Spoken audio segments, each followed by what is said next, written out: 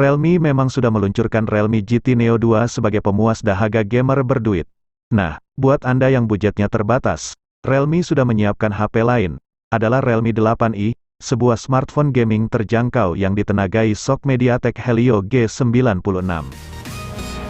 Tidak butuh waktu lama bagi Realme untuk menelurkan suksesor Realme Narzo 30A. Ya, inilah Realme Narzo 50A yang dirilis secara global pada Oktober tahun 2021.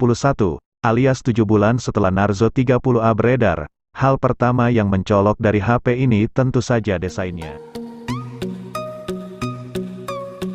Xiaomi Poco X3 NFC tersedia dalam dua varian memori di Indonesia dan keduanya dijual di angka 3 jutaan. Dengan sejumlah fitur unggulan yang dibawanya, HP ini adalah salah satu pilihan paling menarik di daftar ini. Salah satu bagian yang paling menonjol dari Poco X3 NFC ini adalah tampilan 120 Hz-nya yang sangat cepat. Ini adalah fitur impian gamer seluler yang biasanya hanya ditawarkan ponsel-ponsel kelas atas. Laju penyegaran yang tinggi ini jelas memberikan pengalaman visual yang lebih baik saat mereka bermain game.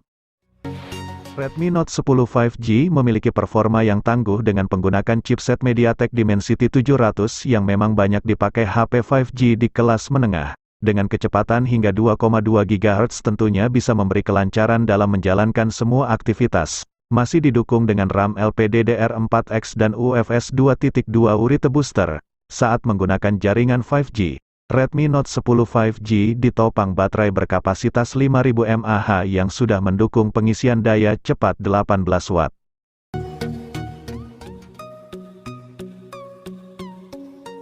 Redmi Note 10S ditenagai prosesor Helio G95 yang akan disokong opsi RAM 6GB dan RAM 8GB.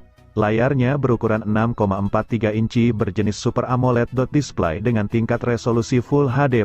HP yang dirilis Mei tahun 2021 ini dibekali 4 kamera belakang yang terdiri dari kamera utama 64 megapiksel, 8 megapiksel, 2 megapiksel dan depth sensor 2 megapiksel. Sementara dari sumber daya mengandalkan pada baterai 5000 mAh dengan dukungan pengisian cepat 33 Watt. Punya jargon, tampil stylish. Hidup cerdas, bukan tanpa alasan dicetuskan begitu saja. Pasalnya, Oppo A15s yang berukuran 6,52 ini mengangkat konsep water drop eye protection screen. Badannya ringan, tipis, dan nyaman digenggam dengan penutup belakang 3D. Disokong dengan sensor sidik jari dan eye face unlock, membuat perangkat yang dirilis Desember tahun 2020 ini dapat dibuka hanya dengan satu sentuhan atau pandangan sekilas. Soal kecanggihan baterai, Oppo A15s mampu menemani penggunanya sepanjang hari berkat ditanamkannya baterai LiPo 4230 mAh. Oppo Indonesia merilis ulang Oppo A53.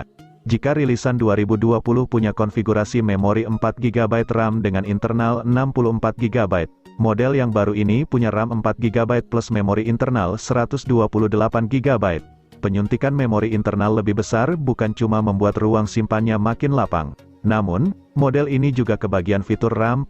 Fitur tersebut diklaim mampu mengurangi waktu jeda saat Anda membuka game atau aplikasi. Spesifikasi lain dari HP 2 jutaan ini juga cukup menjanjikan. Mulai dari layar IPS LCD yang mendukung refresh rate 90 Hz, SoC Snapdragon 460, memori internal UFS 2.1, sampai speaker stereo dengan preset di rak, khusus Snapdragon 460, SoC ini bukan seri Snapdragon 400 biasa. Ia sudah menggunakan CPU dengan inti performa Cortex A73, maka jangan remehkan performanya saat menjalankan tugas sehari-hari.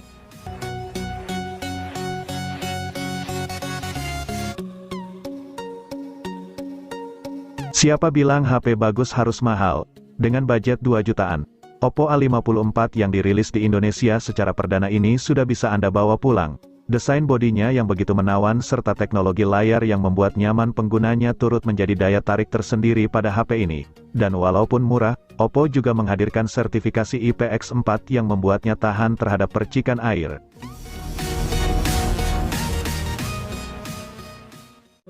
Infinix punya satu seri yang ditujukan buat penggemar layar jumbo. Satu seri itu adalah Infinix Note.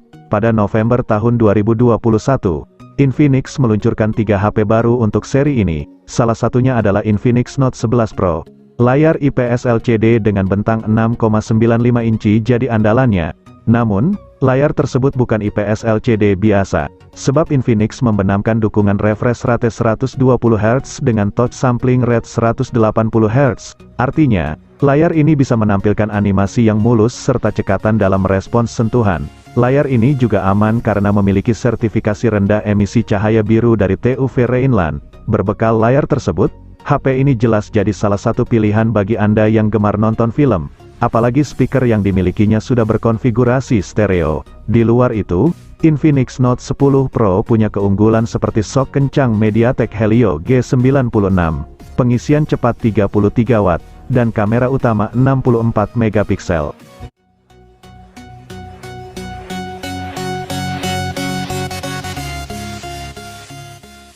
Ada 4 model Infinix Note 11 series yang diperkenalkan Infinix di Indonesia.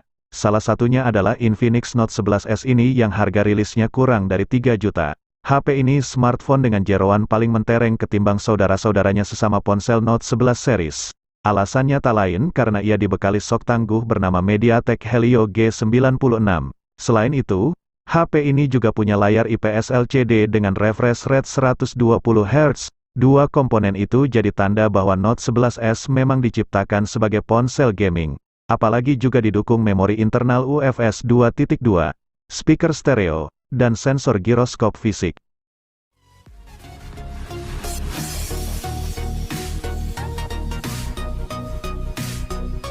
Samsung Galaxy A22 akhirnya resmi tersedia di pasar Indonesia.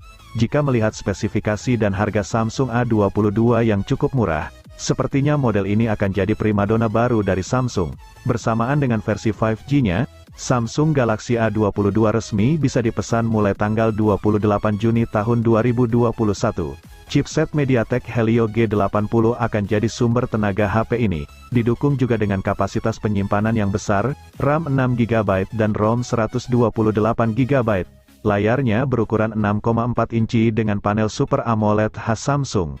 Salah satu jenis layar terbaik ini mampu menghasilkan gambar refresh rate 90 Hz. Di bagian atasnya, ada notch dengan model Infinity U sebagai tempat singgah kamera depan beresolusi 13 megapiksel. Di belakang, ada susunan kuat kamera dengan memiliki sensor 48 megapiksel sebagai kamera utamanya.